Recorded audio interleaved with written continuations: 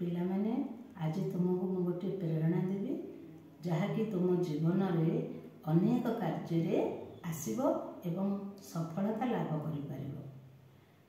ଯାହା ନାହିଁ ଭାରତେ ତାହା ନାହିଁ ଜଗତେ। ଭାରତରେ ସମସ୍ତ ବିଷୟ ରହିଛି କିନ୍ତୁ ଗୋଟିଏ ବିଷୟର ଅଭାବ, ତାହା ହେଉଛି ଏକତା। ଏକତା ହେଉଛି ଦେଶର ଶକ୍ତି ଓ ପ୍ରଗତି। ପ୍ରତ୍ୟେକ ପରିବାରରେ ମଧ୍ୟ ଏକତାର ଅଭାବ ଲାଗି ବିଭିନ୍ନ ବିଶୃଙ୍ଖଳା ସୃଷ୍ଟି ହୁଏ। ତେଣୁ ଏକତା ହିଁ ବଳ କୁହାଯାଇଛି। ଅନ୍ଧାର ଯେତିକି ଆଲୋକ ସେତିକି, ଏହି ଯେ ଗହନ ବର୍ଣ୍ଣ। ତେଣୁ ତୋ ଆପଣା ସଂକଳ୍ପେ ଅଚଳ, ଅଟଳ ରହରେ ମନ। ଆଗରେ ପଡ଼ିଛି ପଥ ବହୁ ଦୂର, ଆହୁରି କେତେ ଯେ ବାକି। ଚାଲିବି ଚାଲିବି ନ ପଡ଼ିବି ଥକି, ମୁଦିବା ଆଗରୁ ଆଖି।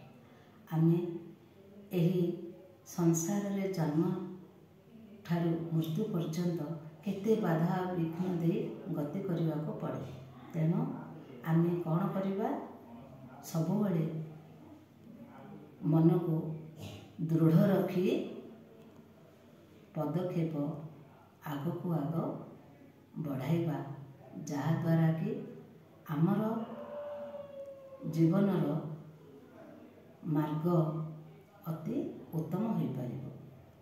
ଦେଶବାସୀଙ୍କର କଲ୍ୟାଣ ନିମନ୍ତେ ଯେତେ ବାଧା ବିଘ୍ନ ଆସୁ ଆମେ ଭୟଭୀତ ହେବା ନାହିଁ। ଦେଶର ସମାଜର ମଙ୍ଗଳ ପାଇଁ ସବୁବେଳେ ଚିନ୍ତନ ରଖିବା ଯେ ମୁଁ ଜଣେ ଭାରତୀୟ।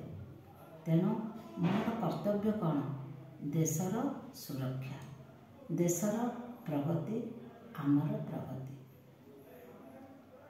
ବ୍ୟକ୍ତିଗତ ସ୍ୱାର୍ଥ ସକାଶେ କେବେ ମଧ୍ୟ ଭୁଲ କାମ କରିବା ନାହିଁ। ସବୁବେଳେ ଜାତୀୟ ସମ୍ମାନ, ଜାତୀୟ ଆଦର୍ଶକୁ ମାନି ଜୀବନରେ ଯଦି କାର୍ଯ୍ୟ କରିବା, ତାହେଲେ ସମାଜରେ ଯଶ ରଖିବା ଏବଂ ବଡ଼ ଲୋକ ହୋଇପାରିବା। ତେଣୁ ପିଲାମାନେ ଆଜିଠାରୁ ତୁମେ ଚେଷ୍ଟା କର ସବୁବେଳେ ଭଲ କାମ କରିବା ଏବଂ ଅନ୍ୟର ଉପକାର କରିବା। ଏହା ହିଁ ତୁମ ପାଇଁ